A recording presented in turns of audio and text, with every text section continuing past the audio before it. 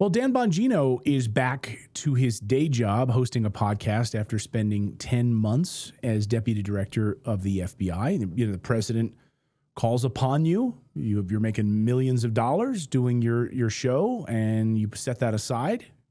You're going to go to Washington. I think probably most of us would probably do that if the president of the United States called upon us to carry out the mission of making America great again, America first. Getting rid of the corruption inside of the FBI, which is deep, very, very deep. The rot is perhaps impossible to clean up at this point. Maybe needs to be completely burned down. He was deputy director under Kash Patel. Remember, Dan told all of this, though, to move on from this. Watch. He killed himself. You want me to? I've seen the whole file. He killed himself. Seen the whole file. He killed himself. So his first order of business back now on the podcast circuit, according to him, now that he's back, is going after the independent media. Black pillars, as he calls them, grifters, and he's attacking them, not telling us the truth about the Epstein files or what it was like behind the scenes going after the January 6th pipe bomber, Brian Cole, any of that stuff, right? But whatever. So whatever do those terms even mean? What does like black pill even mean? What does grifter even mean at this point? But here was his tweet about it. I'll put this up. It's pretty long. I'll just kind of paraphrase what he had to say here. He said, 3 million views on this post. He said, the support for the Trump administration in the working world is strong. The people are tired of the endless bullshit from the black pillar chicken little grifters. Watch their tactics. First, they overload you with information, but they underwhelm you with evidence. Second, black pillars will rarely take on the president directly. They know they'll get destroyed by the boss and wind up in the political graveyard of egomaniacs who thought they could take on the president with bullshit. Third, black pillars are infamous for telling you an administration policy or action is going to lead to the end of the world before the policy has even given time to demonstrate results. For instance, Venezuela, as he said it. Black pillars and grifters asked for this fight, not us, but I'm absolutely down to fight it. Absolutely down. That's his mission when he came back. Shipwreck, one of my favorite people to follow on X, posted this. She said, no, you declared the war, then blocked everyone who brought it to your doorstep. The audacity of calling people who believed in you and trusted you grifters and losers simply because they don't agree with everything happening is enraging. These are the people who supported you. You let them down, and instead of addressing it, recognize it, you just blast them with some MAGA slop talking points. I hope you get Ben Shapiro'd and no one takes you seriously ever again. Eat an entire bag of dicks. Shipwreck doesn't mince words. His first order of business was going after Matt Gaetz today, Congressman Matt Gaetz, attacking him. Alex Jones went nuclear on Bongino, and he may have uncovered the playbook. Watch. Dan Bongino called up yelling at me and saying I'm stabbing him in the back and, you don't know, and, you're going to get exposed. And then the last month or so, even before he left, the FBI were able to predict he was down to the day because I had dozens of people I know say that Bongino called up and said, listen, when I start my podcast back again, I'm going to expose you and everybody. You better watch out. As if people are scared of you. But then I began to realize it's a marketing tactic. He knows he screwed himself with the public. He knows that tour Patel did going on Rogan and stuff, pitching the same stuff. Trust me, bro, I'm a good guy. I've been briefed by the same FBI that's been caught lying about everything that you told us not to believe previously. That your way to rehabilitate is to come out as if you're the policeman of MAGA and that you will tell us who can be trusted and who can't. And then sure enough, here's the headline, Dan Bongino declares war on black pillars and grifters trying to hijack MAGA. Kyle Seraphin, Steve Friend, both FBI whistleblowers. They've been incredibly critical of the FBI, of course. They blew the whistle on that corrupt organization. Kyle even arguing, I think, for it to be torn down because it's so corrupt. And by the way, Dan Bongino was really calling for that before he got in there. Suddenly changed his tune. But Kyle and Steve, welcome to the show. Steve, I think you're going to break some news here on the show, something you haven't shared anywhere else, specifically about Dan Bongino. I just want to kind of maybe start with you and kind of give you the floor on all of this because you were supposed to go back to the FBI and help root out this corruption. I was multiple times, actually. It seems that Dan Bongino was really interested in when he first became nominated or appointed the deputy director of the FBI. He called me. He was very earnest about the entire situation. He said to me, look, I know I'm going into the lion's den. I'm going to be surrounded by a bunch of vipers there. I know one thing about you, and that is that you will tell the truth. And I'm sorry. He apologized, actually, for his falling out that he had with my good buddy, Kyle Seraphin, about what happened about a year prior to that. And he asked me to be a member of his staff. I accepted that, and that was in March, just before he became the deputy director of the FBI. And he acknowledged, and then lost my phone number or something to that effect. In fact, I think he did 180 degrees bizarro world version of that, because according to my sources, he went into meetings with Senator Chuck Grassley and was saying that I could not be brought back to the FBI because I have character issues. So a little bit of a contradiction there from him. And then, as things bore themselves out over the summer, the FBI director Patel announcing that 10 FBI whistleblowers are going to be reinstated like Jell-O, put your finger in it, pull it back out. Nothing's changed. You're back to your job, you get your bennies, got your back pay, and none of that happened. And then me personally, they brought me back as a humiliation ritual a couple weeks ago. He kept me in the office for 3 days just so Kash Patel could issue me his autographed copy of a letter firing me. So just to bring you back in a humiliation ritual, basically. Oh, without question. Kyle and I had bandied on his podcast about the idea of Brian Cole being no way, shape, or form the individual who's responsible for the January 6th pipe bombs. On December 5th, said that he doesn't even meet the physical attributes of the individual in the video, and we're led to believe that an $11 billion agency was unable to find somebody who used their own car and credit card and cell phone, and he purchased bomb-making components 3 years in advance because he was really uber upset with the election that was happening 3 years later for some reason. He's apparently clairvoyant. And the FBI had basically jammed up an autistic My Little Pony fan. And then within a few hours, my attorneys had communicated with the FBI, and they decided to not represent me anymore. The FBI then contacted me on a Sunday night, told me I had to come to work, even though I didn't have a reinstated security clearance. They brought me back with no job, no responsibilities, no gun, had to be escorted around the facility at all times. And they gave me a vehicle and said I had to drive 180 miles round trip so that they could fuel it up if I needed gasoline. And then by the end of the week, they leaked to the New York Post that they were intending to fire me. But fortunately for them, they didn't fire me in time before the journalist reached out. So there could be some Privacy Act, some employment law violations on their behalf, but nonetheless, very much in lockstep with what Dan Bongino has been doing. When they did eventually fire me, the MAGA Inc. social media influencer crowd jumped to attention to besmirch my reputation and say that I issued some sort of veiled threat to the director of the FBI because I said, if you jammed up an innocent autistic man so that you could get the president's approval because you're so damn thirsty for his approval, then you probably deserve to be in a prison cell for the rest of your life. So I want to tell you about our friends before we get all the news, our friends over at Bearskin. Because I'm a huge fan of the Bearskin hoodie, and smart people are grabbing theirs right now because when it's already freezing here in the Rocky Mountains, we're about to get a whole bunch of snow at the end of the week.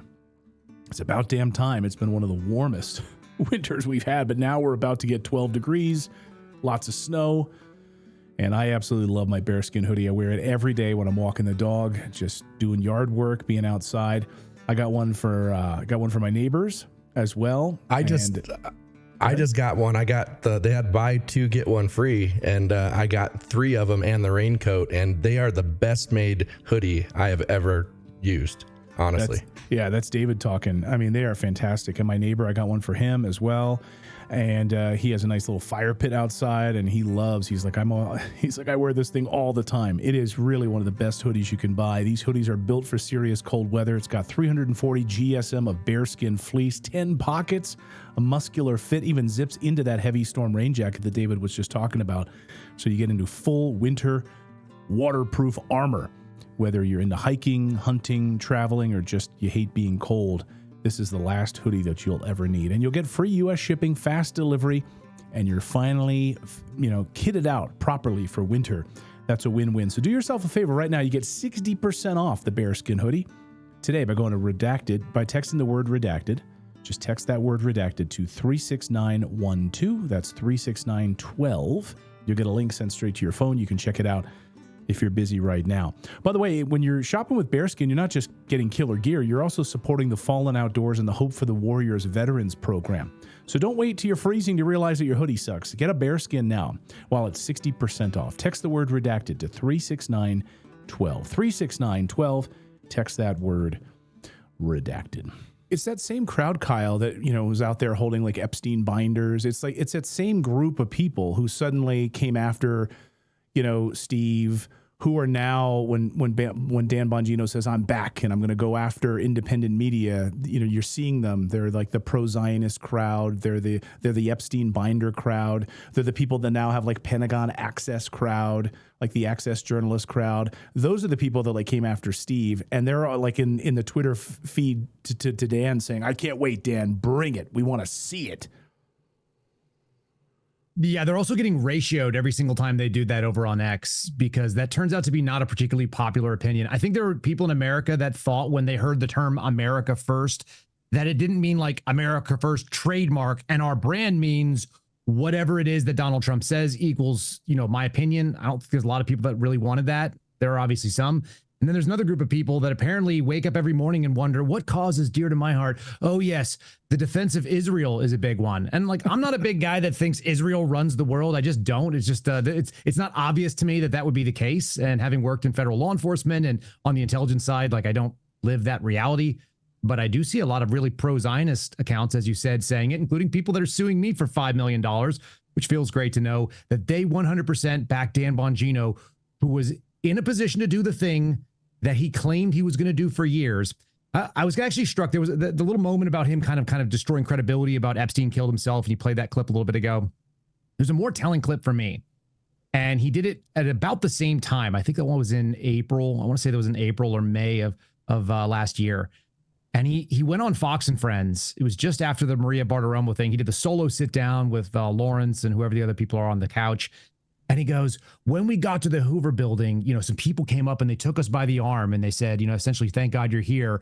There's all this corruption and we want to help you. And they showed us the secret room where the burn bags were. And they showed us the files. And I went, what kind of dummy are you? Like, you don't know how source handling would work? Like, they played you. They came up and they sent somebody who said, you're the guy for the moment. We want to help you out. And now we're going to handle you. And it sounds like he just willingly got handled. And all of that is to go to a previous point that you made, which I'm going to disagree with. If the president of the United States calls you up and asks you to do a job that you're not capable of doing, if you don't have the qualifications, the background, the requisite experience, the institutional knowledge to be successful in that job, I think you have a responsibility to say, thanks so much for the opportunity. I'm very flattered. I'm not the guy. I'd love to help you find the guy. And that's what Dan Bongino should have done from the beginning. I wouldn't want to be the deputy director of the FBI. One, it sounds like an awful job having, seen FBI headquarters. But more importantly, I didn't have the requisite experience at 6 years in. You need 15 or 20 years of time in that institution to really be successful. So we recommended someone to Kash Patel that would have been a great option. There were other great options that were out there if he had sought them out. And instead, they picked a guy that had never been in that building before and didn't know the institutional culture and didn't know the lies and the deceit and who owed who what favors and so on. And I think I've shared it with your audience before, but Clayton, there's a system called the rabbi system at the FBI where it's the person that you basically grab onto the tail of and you follow that manager up the chain. And so they're kind of like your sponsor or your patron within the bureau. And you need to know who is who's rabbi and who follows, who's the acolyte of who, because most of the people that they ended up promoting over the last couple of years, whatever it is, year and a half now coming up, or I guess we're just at a year. It's not even, Jesus, it feels longer. In the last year, the people they reported, all those people were hired under probably Mueller and some of them under Comey. And then they were all boosted into management either under Comey or Wray. So that's who's there. That's who's running the FBI. It's the same people that were always there. You can't do reform with the same people. And Steve, that was the argument, right? We heard from Kash Patel that we're going to shut it all down. We got to shut it all down. And there's so much rot, there's so much corruption, something you would have gone in there and helped root out. And has any of that happened? No, it hasn't happened at all. I mean, I think any of the firings that they've touted have been for things that were well beyond any sort of statute of limitations. I mean, they were hurting their shoulders, patting themselves on the back because they wound up terminating the individuals who took a knee for BLM. I don't think that they had a place in a conservative DOJ, a conservative FBI, allegedly. But at the same time, it had been 5 years, and now you're going to face a lawsuit. And similarly, they wound up doing the same thing to guys like a Stephen Jensen. Stephen Jensen, who they first promoted. Stephen Jensen, who was the architect of the January 6th response that the FBI had in 2021, and was out there saying, we're going to get grandmas who walk through the people's house because they touched a red velvet rope for reasons one way or another. Well, he was laundered by the FBI under Christopher Wray, and he was pushed out to the training unit and then the Columbia field office, and then was billed as the right guy for them to put in charge of the Washington field office as the assistant director in charge. And Kash Patel and Dan Bongino sat down with Maria Bartiromo, and I believe Kash Patel said something to the effect of, that man did what he was told. He was a good German, so we had to promote him. And he got so much heat that he didn't remove him. But at that point now, you have got to own it. And so the firings that we've seen have been too little, too late, when they had an opportunity, which was the smart play, which was what we actually advised Kash Patel to do, was put them in charge of a broom closet in Guam or Anchorage, Alaska, and then make the room for the real people who you need to have. You need to have total personnel warfare. You need to lean on competent people who have been in the field and actually know how to bring forward an effective investigation and know where the pitfalls are. People who are hesitant to go into leader. People who are going to be servant leaders and say, hey, look, I don't want to do it, but I'll view it as a tour of service. I'll go to Washington, D.C., correct the problem, and we're going to be lean and mean, fix the policy, fix the administrative hurdles, and make this actually an objective force for good, and make it an institution that is actually able to serve the American people and actually serve local law enforcement. That was what the prime directive of the FBI is supposed to be. But unfortunately, they increased the bloat, and they're now bragging about how they've enhanced its capabilities. They've made it even more devoted to intelligence collection, which is one of the scariest things that the American people should be aware of, because that's the Cheka, that's the KGB, that's intelligence collection with guns. And I just don't believe in coincidences. I'm sorry, I don't. And I don't think you guys do either, but I don't want to put words in your mouth. But when Matt Gaetz is really the only guy who gets pushed out, he's not taking money from APEC, he's critical of a whole host of things, he gets pushed out. He doesn't become Attorney General of the United States. And the first line of attack from Dan Bongino on his day back is to go after Matt Gaetz, a guy who's been... How about what he went about? He went about it by talking about underage girls and things that were allegations that were very salacious. And of course, they were sort of the root sort of cause of what everybody thought was going on with Epstein. Isn't that interesting? Right. Wasn't Dan Bongino in a position to have investigated those things about 12 minutes ago? And couldn't he have theoretically actually ascertained the truth? If the FBI deputy director had a walking belief that Matt Gaetz was involved in paying for sex with underage girls, shouldn't that have been something they looked into before the statute of limitations ran out? Like, I'm just saying, you can tell a tree by its fruits. You can look at it. There's a biblical principle on this one. It's not real hard. Just look at what people bear for fruit after they talk. The talk is what maybe the leaves look like. It's maybe the name of the tree, but an apple tree that's not producing apples is a real problem.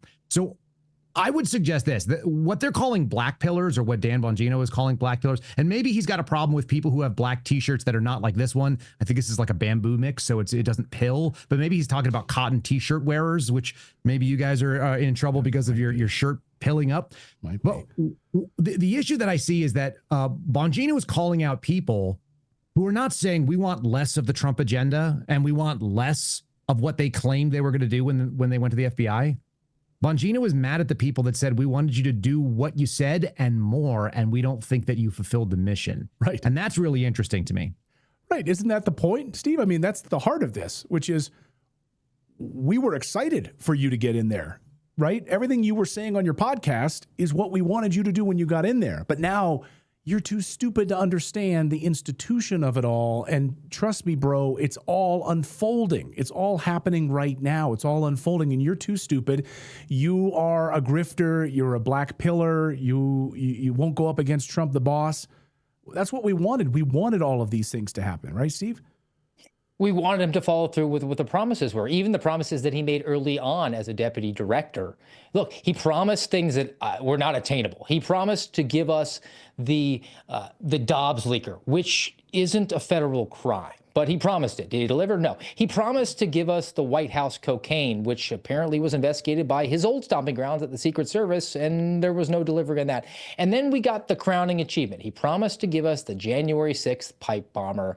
And can't help but notice when he's touting all his achievements, he effectively stopped all crime in America, according to Dan Bongino and Kash Patel, even though those statistics are completely manipulated. All the record number of arrests are them just taking credit for ICE deportations that they happen to have an FBI agent on the task force or somewhat in the vicinity, or local crime that they're taking credit for. He didn't tout the January 6th pipe bomb arrest, which is what they had to have a celebratory press conference about on his birthday, because he's pretty comfortable that they got the right guy. Meanwhile, we know what happened. We had intrepid reporting going on over at the Blaze. Joe Hanneman, Steve Baker broke a story identifying a U.S. Capitol Police officer as the likely individual who was dropping those pipe bombs, and the FBI had to snap to and prove that, no, it wasn't. And I believe that Kash Patel and Dan Bongino went out there because they wanted the president's approval. They wanted the accolades on social media to be able to say the mission accomplished. And yet, on his way out the door, wait 6 to 8 months, bro, to see what I bring you. And effectively all that was wait 6 to 8 months to criticize, and so I can leave this disaster area. Kyle, is Alex Jones correct in his assessment? And I hadn't thought of it this way, but it makes a whole lot of sense, right? If you're coming out and your reputation is incredibly tarnished, we got Epstein files, January 6 issues. I mean, you're telling us Epstein killed himself. Okay, right, sure, no one believes that. I've seen the file, trust me, bro. So your reputation is incredibly tarnished. You haven't cleaned house. You haven't rooted out the corruption that you said you were going to. So the way that you come back to your podcast is you say you're going to go after the same people that all these like pro-Zionist accounts, all of these Epstein binder people attack on a regular basis. The Tucker Carlsons, the Alex Joneses, the Candace Owens, the Matt Gaetzes of the world, and you go after those people. Is Alex Jones right? That's the way to rehabilitate your image? It's certainly an appeal to authority, which is that, I know certain things. I've been behind the curtain. So now I'm going to come out here and speak authoritatively about who's good and who's bad. And by the way, Trump picked me and I got asked personally to go be in his administration. So I'm going to come out and assert that. I mean, I also know that he was behind the scenes threatening journalists, calling media organizations up and trying to get rid of certain journalists who were pushing out messaging that was, let's say, disadvantageous to the messaging the FBI was trying to push. We also saw them move forward with the as Steve pointed out, that pipe bomb case, and everybody's kind of worried about where to go there. But I've got mainstream outlets, like the 3-letter outlets that you're familiar with on all the legacy media, kind of asking me like, hey, I saw that guy walk into court that they arrested, and he doesn't seem to walk the same way. And what do we think's going on here? And I said, well, I think that it was exactly what Dan Bongino used to say. Podcast Dan said one thing, and now you got FBI Dan saying the other thing. What we've recognized is that people who come out of the Bureau, they kind of go one of two ways. And I think Steve Friend would back me up on this statement. Some people look at falling in line with the FBI as their responsibility because they think their credibility is now inextricably tied to that agency. And so you get that a lot from the retired agents, or what I like to call the former agents group. You guys can do the acronym yourself. Have you ever felt that? Have you ever felt that tendency? I mean, you guys are former FBI. Have you ever felt like, hey, I'm going to go on my show and have you ever felt that pull?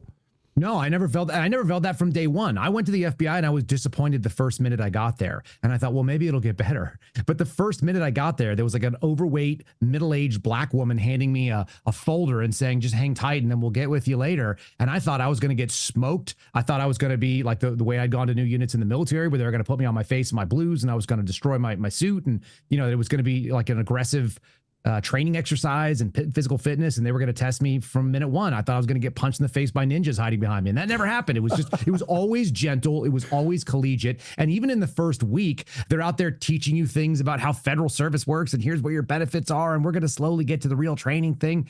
And the training was all kind of mediocre. The firearms training was really, really good. I thought the tactics was kind of light if you didn't know what you're doing before you got there. The con law was okay. I thought they did okay with job. But then I got out to the field and it was like, is this an elite unit of people? Because that's kind of what it's billed as. And if you've never been in the FBI and you think that it is, I'll just dissuade you. It's like 75th percentile and up. It's above average intelligence people. Steve Friend is like a top 0.25% of the FBI when it comes to intellectuality and his ability to string words together. It's not common to run into a Steve Friend. So it's not surprising to me that Steve is a whistleblower and the other guys that I met were, because we weren't like the other people around us necessarily. Like, I never needed the FBI for credibility. It was just a job that I started when I was 35 years old. Yeah. And I think the reason that they all get sucked into it is because a lot of people come in at that 25 or 26 or 28, and it is their identity. And when they lose the badge, they've got nothing else. Dan should have been better than that. I mean, what's the point of having FU money if you don't know when to say FU? Steve, what do you think? Can I chime in on something? Oh, you go ahead. Well, can I chime in on something real quick? Just on the Dan Bongino thing, what you're talking about, the credibility of authority in that kind of falls flat really fast when you think about the fact that, like, if he'd have gone through the entire 4 years of the Trump administration at the end of it, then he went and did this. Well, then he's like, yeah, I weathered that storm. He bailed after a year. That credibility is ruined. In the military. Most people in the military have deployed longer than Dan Bongino served in Washington, D.C., just a few hours away from his wife by private jet. So there's that. Steve, what do you make of that? Do you think Alex Jones is correct that that's the strategy here? Like, we're going to go attack the independent media that's America first or whatever, holding this administration to account for the things that they promised us? That's the way that he can rebuild his audience? I think that has holds a lot of water. Look, I have accrued more vacation time and sick time that the FBI failed to pay me out for than Dan Bongino actually spent at the FBI. He had a cup of coffee there at the most. And he entered that, I think, with the perspective that he was going to be the vice director of the Bureau, which is the director of the FBI is a pretty easy job. It's largely ceremonial. You testify a few times a year, and then if you want to do media, you do. Otherwise, you're just kind of hobnobbing around, rubbing elbows with important people, flying that fancy jet to your girlfriend's singing events, whatever. But the job of the deputy director is very hard, very difficult. It's 14, 16-hour days, and he wasn't enjoying that. Now he's got a rehab because he hasn't, the due matters, according to Podcast Dan, and he hasn't delivered on anything. So what's he going to do? What sort of audience is he going to go back to? And he was petrified about that audience when he had to go do that hostage video and say, I've seen the file. He killed himself. And he knew that he lost a lot of credibility when that leak went out to Axios about there being no Epstein list. So what's he going to do? Well, he's timed it now. So we're coming into 2026. He's going to say, look, I solved crime. And really, I can't talk about it. I've got an NDA. So other than my victories, which are artificial, we really need to focus in on the midterms, which is one of his online posts. And everything that he's sort of hedged it on is, I'm going to fight invisible enemies. I'm going to punch against the air on video if I need to, and say that I love this fight against something. It's some Gnosticism that he's claiming to have. And we really need to win in 2026 because Lindsey Graham and Mike Johnson are our path to victory. You are too smart for the FBI. Kyle is right about that. I'm just laughing about the punching of the air video is one of the great videos. You know, look, and you're right. I mean, if the president called me and said, hey, would you like to be deputy director of the FBI? No freaking way. I don't have the experience. And you're walking into an absolute nightmare of a mess that you're not going to have probably the support. You're not going to even know how the institution operates. How the hell are you going to clean house in this operation? So Dan was way in over his head from the beginning, right, Kyle? 100%. Yeah. I mean, look, institutional knowledge is critical to that job. That's what the deputy does. I mean, the deputy director is the chief operating officer of the FBI. So it's not the vice director, as Steve just said, which is a great way of thinking about it. You're not the vice president of the FBI. No, you're the guy that has to do the nuts and bolts. You need to know what every violation does.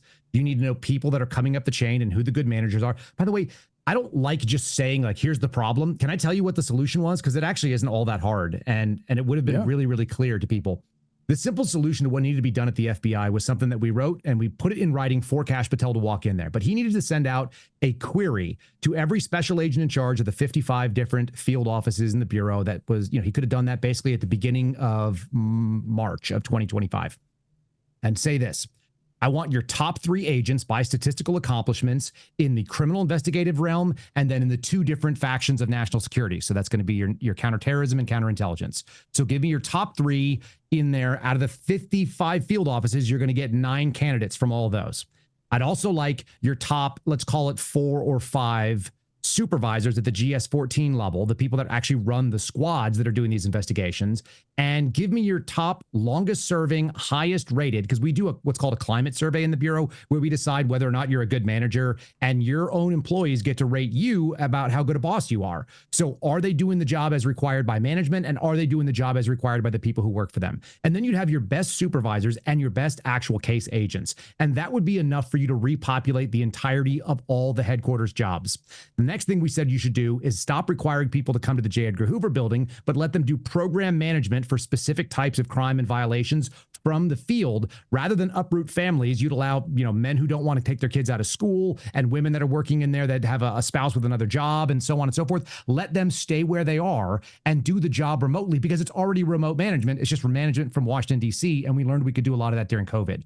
So what you would do is change the bureau culture with those three little apparatuses. You basically take the hourglass of power and turn it on its head, and let the people who know the most about the actual work the FBI does go to the place where the management actually makes the rubber meet the ground. That's what should have happened. And then everybody that sucks, which is basically everybody that was a GS-15 or higher, send them all to Guam, send them all to a resident agency in the middle of Puerto Rico, get them off the continental United States where they can no longer cause political problems and bring their followers along that sort of believe what they're about. And then the last thing was the thing that Kash Patel said anyway, which is that you should outsource all the intel mission back to ODNI. Now, what we know actually happened is within about a month of the assassination of Charlie Kirk, we had Kash Patel, Tulsi Gabbard, and Joe Kent in a turf war that was being mediated by J.D. Vance about whether or not they even had the authority to look in any sort of foreign nexus and the intelligence capabilities that the U.S. government has, because Patel said this was all the FBI's business. And so they were fighting over the intel component as recently as September, October of last year. And so they did exactly the opposite of what Patel claimed he would do. Again, I didn't want less of what Donald Trump said. I wanted more of what he said in spirit and less of what it actually came out to in practicality.